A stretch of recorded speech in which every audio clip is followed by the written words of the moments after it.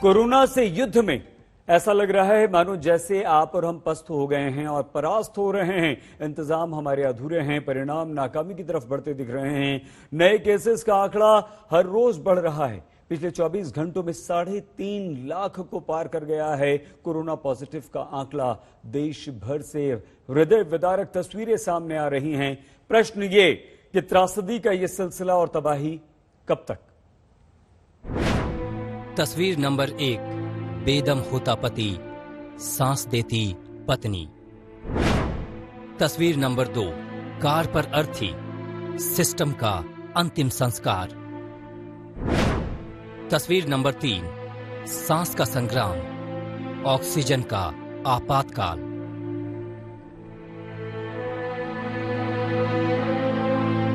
मिलिए रेणु सिंघल से। विपत्ति क्या होती है, आंखों के सामने अपनों के दम तोड़ने का दुख क्या होता है, लाचारी क्या होती है, बेचारगी क्या होती है। इन्होंने पल भर में सब कुछ देख समझ और भोग लिया। रेणु सिंघल की बाहों में दम तोड़ता जो शख्स आपको दिख रहा है वो इनके पति थे। जी हां, पति थे, क्योंकि अब वो इस दुनिया में नहीं रहे। कोरोना के वो शिकार जरूर हुए, लेकिन उनकी जान चली गई उन रहनुमाओं के चलते जिनके कंधों पर सांस बचाने वाली ऑक्सीजन दिलाने की जिम्मेदारी थी। रेणु पति को लेकर अस्पताल निकली, कहीं बिस्तर नहीं मिला, सांसें उखड़ने लगीं, तो अपनी जान की परवाह किए बगैर खुद ही पति को ऑक्सीजन देने का प्रयास किया। कुछ ऐसी ही मारामारी है कि एक पत्नी को कोरोना संक्रमित पति को अपने मुंह से ऑक्सीजन देने का जोखिम उठाना पड़ गया। कोरोना के आंकड़े आसमान छू रहे हैं तो देश के कई हिस्सों में ऑक्सीजन का रोना है। दिल्ली में तो हालात कहीं से पटरी पर आते नहीं दिख रहे। हर रोज कोई न कोई अस्पताल ऑक्सीजन का संकट भुगत रहा है। ऑक्सीजन की काफ़ी कमी महसूस हो रही है। हमने दिल्ली की इस वक्त ज़रूरत 700 टन की है और हमें केंद्र सरकार से 480 टन अलॉट हुई है, लेकिन ये पूरी अलॉटमेंट भी अभी दिल्ली में नहीं आ रही है। कोरोना लगातार आंकड़े ध्वस्त कर रहा है। नए केस 2.5 लाख के पार पहुंच गए हैं। Maharashtra 66,191 case, Uttar Pradesh 35,311 case, Karnataka 34,804 case, Kerala 28,469 case, Delhi 22,933 case.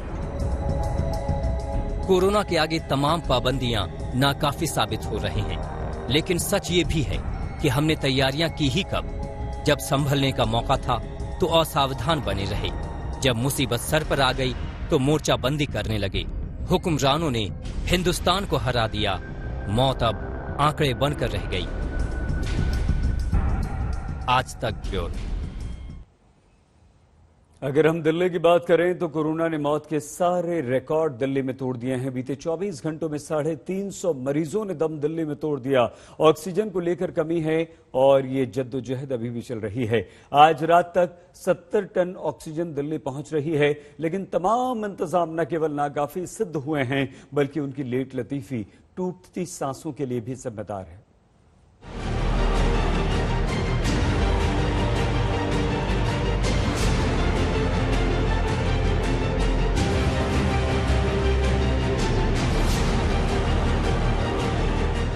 चौबीस घंटे में अब तक सबसे ज्यादा 350 की मौत।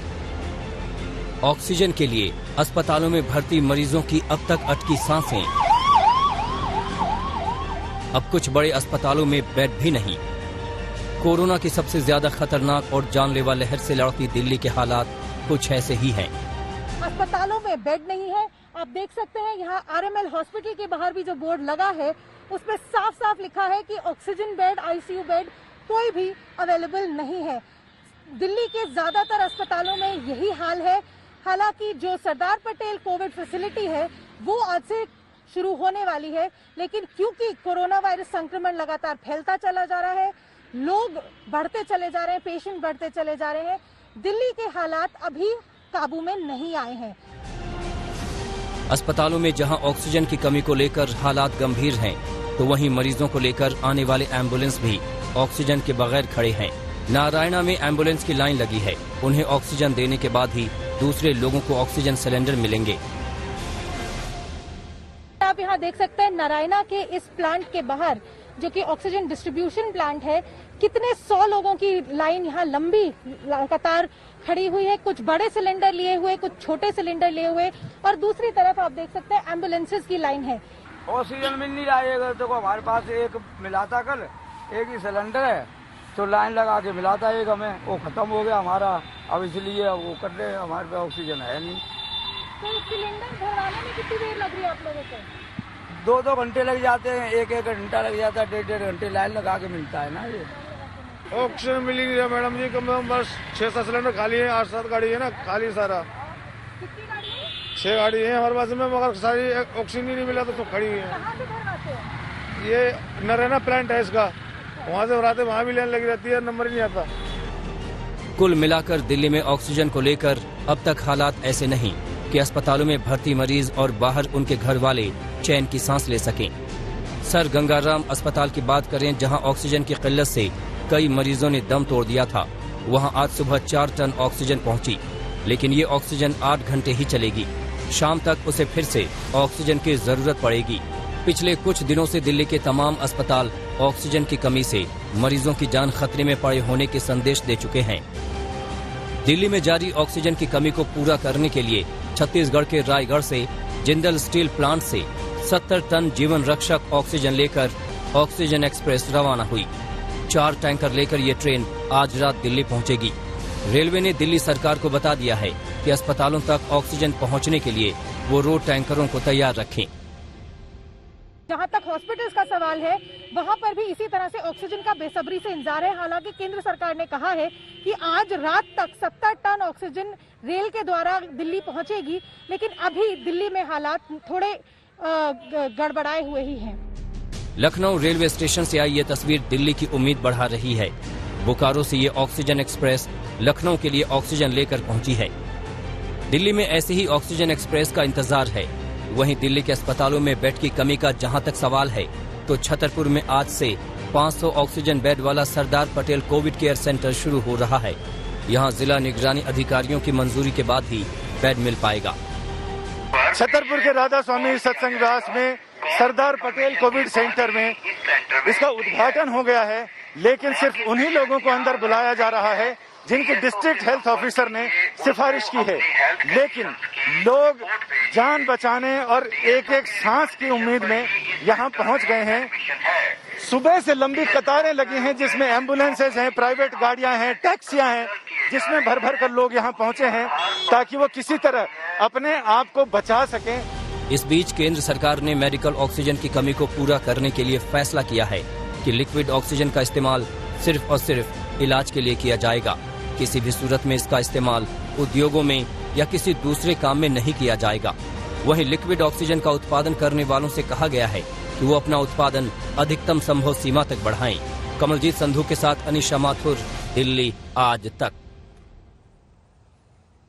दिल्ली ही नहीं, पूरे देश का ये हाल है। अगर हम मध्य प्रदेश की राजधानी भोपाल, उत्तर प्रदेश की राजधानी लखनऊ आपको लिए चलें, तो भोपाल और लखनऊ भी कोरोना की दूसरी लहर से जूझ रहे हैं। अस्पतालों में बेड्स की भारी कमी को देखते हुए सेना ने भोपाल में महज 48 घंटे के अंदर 150 बेड का एक आइसोलेशन सेंटर तैयार कर दिया।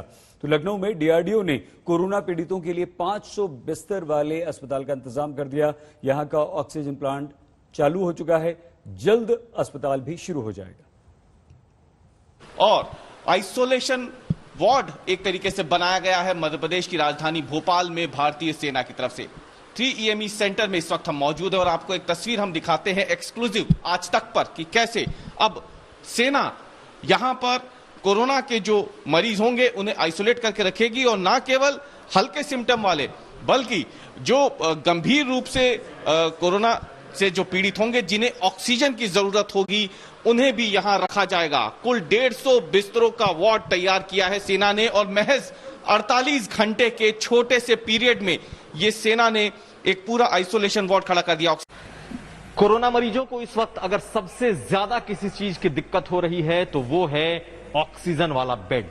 ऑक्सीजन की भी किल्लत है, लेकिन लोगों को अस्पतालों में बेड नहीं मिल पा रहे। हम इस वक्त लखनऊ में हैं और लखनऊ में जहां डीआरडीओ अपना अस्पताल बना रहा है, हम उस जगह पर पहुंचे हुए हैं। आप देखिए, ये अस्पताल युद्ध स्तर पर इस वक्त इसे बनाया जा रहा है। 500 बेड का ये ऐसा अस्पताल होगा जिसमें सभी सुविधाएं, वेंटिलेटर और जो L2 लेवल के हॉस्पिटल हैं, ये पूरा का पूरा होगा।